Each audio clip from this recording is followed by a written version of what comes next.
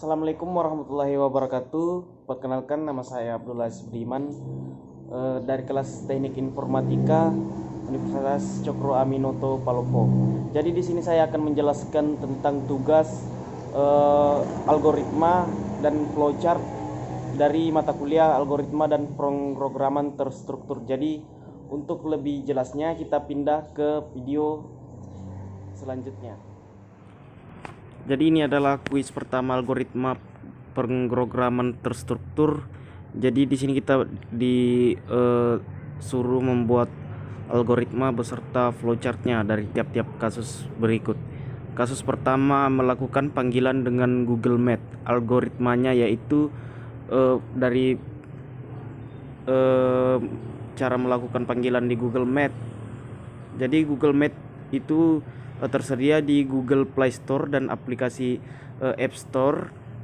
Aplikasi ini menjadi salah satu alternatif untuk mengadakan pertemuan virtual di tengah pandemi. Jadi penggunaan dengan akun Google dapat melakukan pertemuan melalui Google Meet ini dan mengundang maksimal 100 orang untuk berpartisipasi. Jadi kalau lebih dari 100 orang itu nggak bisa, guys. Jadi kita lihat langkah-langkah melakukan panggilan Meet, yaitu yang pertama membuka, terus kita ketuk tombol new meeting atau pertemuan baru. Setelah itu kita setelah ruang pertemuannya terbentuk, ketuk simbol informasi yang ditandai dengan huruf I dan terletak di pojok paling kanan. Jadi tutorial selanjutnya yaitu salin tautan yang tersedia di ke peserta pertemuan yang ingin diundang. Jadi kita bisa share tautannya di grup atau di mana saja agar pesertanya bisa masuk di Google Meet tersebut. Jadi flowchartnya kita bisa menjelaskan dengan cara memberikan bentuk ini. Bentuk ini adalah sebuah terminal point simbol. Bentuk ini merupakan simbol flowchart yang berfungsi sebagai permulaan, start atau akhir.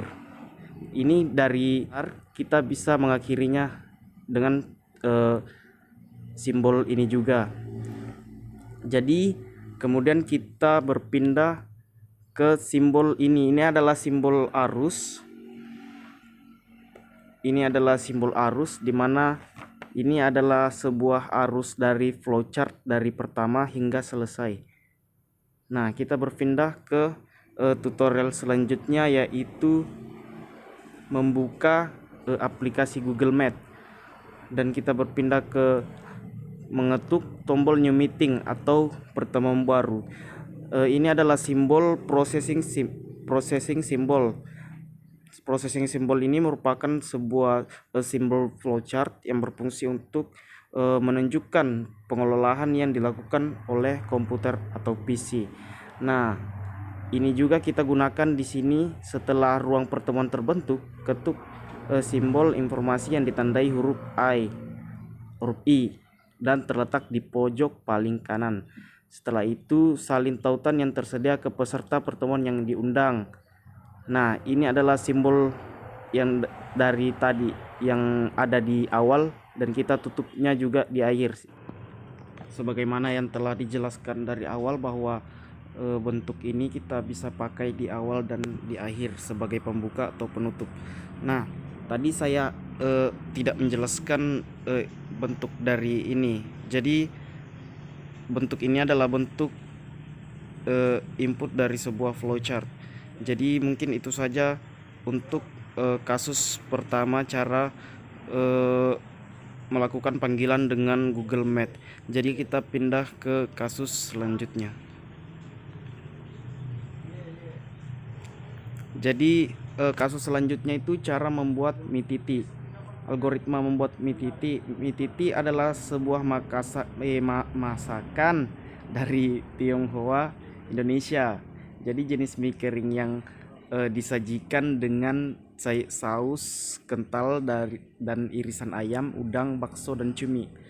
Nah, kita langsung saja menjelaskannya melalui flowchart. Jadi kita mulai dengan simbol seperti ini, Terus ini adalah sebuah simbol input di mana kita diarahkan dengan tutorial cara menyiapkan bahan dan alat. Terus kita lihat arahnya. Ini adalah dari tadi kita sudah menjelaskan bahwa ini adalah segi 4 atau balok, di mana bentuk ini bisa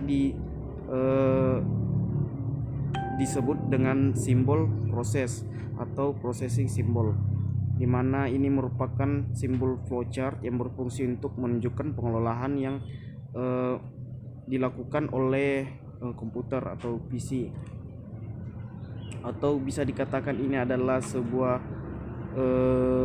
pengelolaan. Jadi kita kembali ke sini menginput rebus dada ayam hingga setengah matang. Nah, di sini kita mendapatkan sebuah bentuk baru, belah ketupat. Jadi bentuk ini menyatakan ya atau tidak. Nah, kita tidaknya itu dari sini kita kembali ke slide sebelumnya, yaitu rebus dada ayam hingga setengah matang. Udah setengah matang atau belum?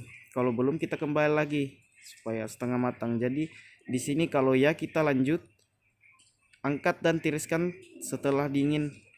Potong daging ayam jadi bentuk dadu, sisihkan. Nah, kita kembali ke bentuk ini, yaitu processing symbol. Prosesnya, panaskan 2 sendok makan minyak, sendok minyak, tumis bawang putih hingga harum. Terus kita berpindah ke ini, masukkan daging ayam, bakso udang dan air. Nah, di sini kita diarahkan kembali ke sini, guys. Jadi ini adalah sebuah simbol processing kembali, di mana kita diarahkan untuk mengaduk dan masak hingga mendidih. Aduk dan masak hingga mendidih. Jadi kita kembali lagi dipertemukan dengan simbol belah ketupat yang menyatakan ya atau tidak, apakah sudah mendidih. Kalau tidak, kita kembali ke simbol sebelumnya. Kalau tidak, kalau ya, kita lanjut dengan sebuah tombol arah di sini ya. Masukkan sawi hijau dan kocokkan telur. Aduk rata. Ini adalah sebuah input. Input itu kita ambil dari kata memasukkan sawi, berarti kita bisa menginput. Makanya kita memberikan memberikan simbol seperti ini. Jadi kita kembali menemukan sebuah bentuk processing symbol, di mana di dalamnya berisi tutorial bumbui dengan garam dan penyedap rasa, aduk rata dan biarkan mendidih kembali. Kemudian kita koreksi rasanya. Nah, kalau di sini ada bentuk belah ketupat, dia menyatakan masakannya udah enak atau belum. Jadi dia akan kembali di sini, sudah enak, kita lanjutkan. Tapi di sini kita bertemu lagi dengan simbol processing, simbol proses. Jadi menunjukkan pengelolaan. Tuang larutan maizena, aduk cepat hingga kuah meletup-letup dan matikan api. Tata mie kering di atas piring saji, tuang dengan kuah dan kita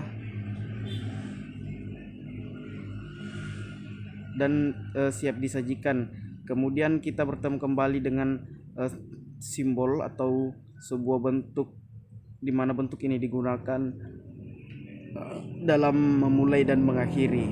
Ya, jadi mungkin itu saja yang dapat saya jelaskan pada tugas kali ini. Mohon maaf bila ada kesalahan kata atau kesalahan penjelasan dari saya, mohon dimaafkan. Wabillahi taufiq wal hidayah. Wassalamualaikum warahmatullahi wabarakatuh.